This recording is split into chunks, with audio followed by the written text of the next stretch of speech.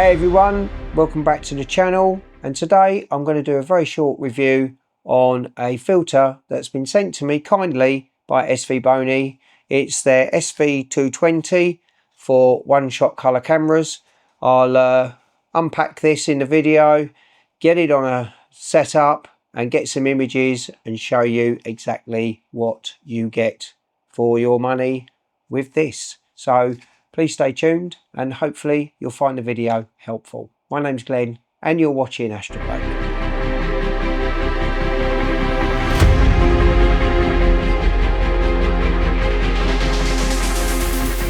So this is SVBONY's SV220 dual narrowband filter, and it comes in two variants. It comes in a 7nm and a 3nm format.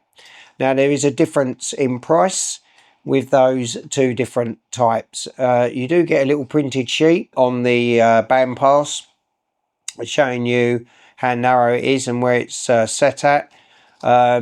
So it's the 2-inch variant I've got here, and it's the 3nm that they've sent me. So, and I like the fact that they've got a little peel off coating here so that the lens is nice and protected, and it's done on both sides, so there's no chance of any dirt or anything on there, so you can get that into your filter holder and hopefully keep it dust free. So there is a price difference with the 7nm and the 3nm, and I did look on Amazon, and I'll put some links below in my description on Amazon UK, and I'll look on the US site as well for Amazon.com. But for the 7nm in the UK, you're looking at £149.99, so £150.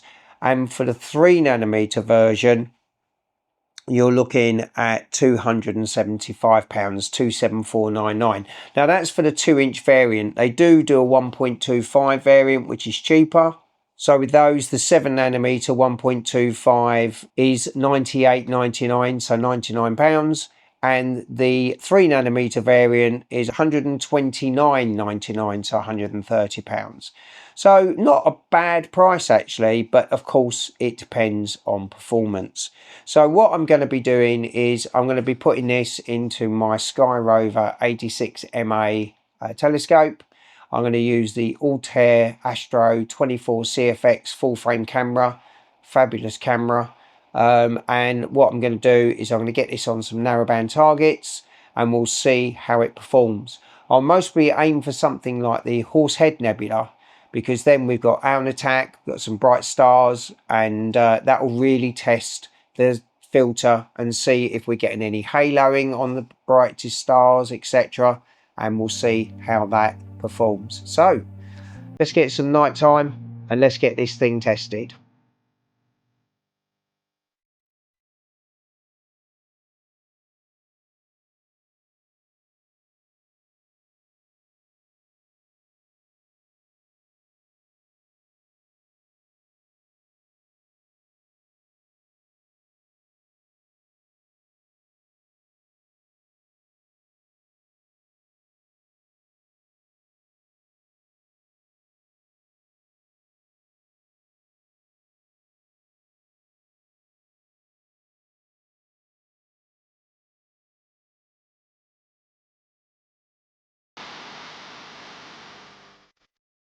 So what seemed like an eternity, the clouds finally cleared to allow me to get some imaging done.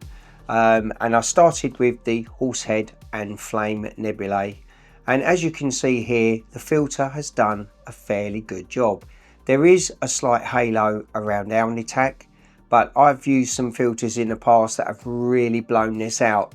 And although there is a defined kind of ring around the star, I think it's actually done a fairly good job controlling it. There's only 1.5 hours of integration time on this. I was able to take 10-minute long subs, but I'm quite happy with the results. I think the filter does a marvellous job. Moving on to the next target, I was able to get the 533 MC onto the rig, and I took an image of the Spider and Fly Nebulae. This is up by the Flame and the Tadpoles, if you know those targets. Here I was able to capture 3 hours of one-shot colour data with the 3nm dual narrowband filter, the SV220. And again, I think the detail level is really nice and it's controlled the stars greatly. So the filter is performing really well. Jumping back on the 24 CFX, I then shot the Sol Nebula SH220, which sits next to the Heart Nebula, and I was able to sit on this for 5 hours one evening. And as you can see, it's brought out some really nice fine detail. So again, a good example of what this filter is capable of. Lastly, I was able to test the filter on a much wider rig, and I put it on the SV535 lens, which was sent to me, but also by SVBONY, which is 105mm f2.8.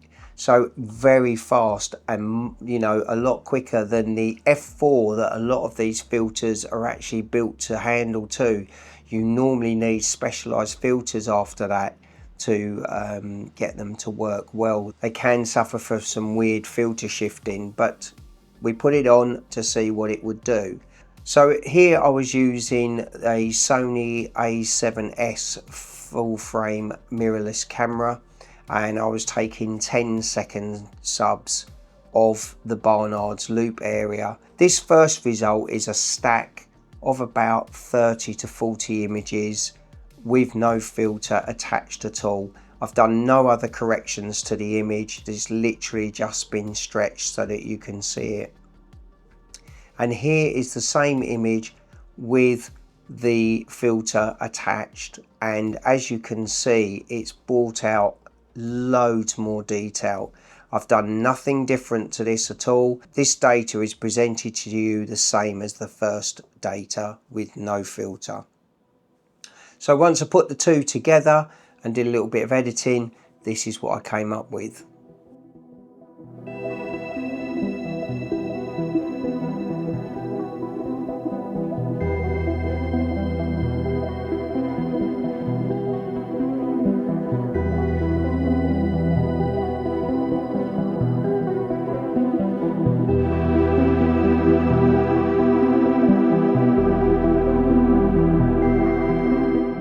So I hope those examples of some images that I've taken with one-shot colour cameras and using this dual narrowband filter have been helpful to you. I think the filter is extremely well priced and it's extremely well made. It's a very nice filter and it's very competitively priced. And if you're using something like the 585 or a 533 sensor, you could use the 1.25 size filter, getting the cost right the way down, which I think is a great thing for people to be able to access the hobby.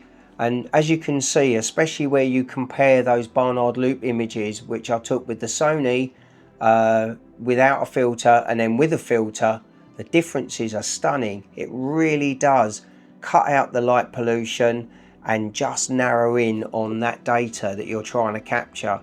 So you know, the filters do a fantastic job. So the SV220 by SVBONY has actually quite impressed me, especially for the price point. I think it's good value for money. It seems to control the stars very well, but more importantly, adding that filter where you look at that Barnard's loop comparison I showed you earlier, it really does show how much more detail you can pull out of the night sky when you attach a filter on the front of your camera. It makes a huge difference. So it's a thumbs up for me, and if you've liked this video, please consider giving me a thumbs up too, or maybe even subscribing to the channel. All of my videos are released earlier and ad-free on my Patreon channel, so if that is something that you might be interested in and you want to support my work further, please check my Patreon page out. Again, links in the description below. All that's left for me to say is I hope you all keep well. I wish you clear skies, and I'll see you under the stars.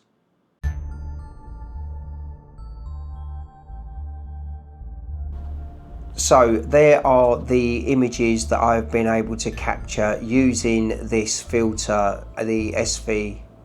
Oh, you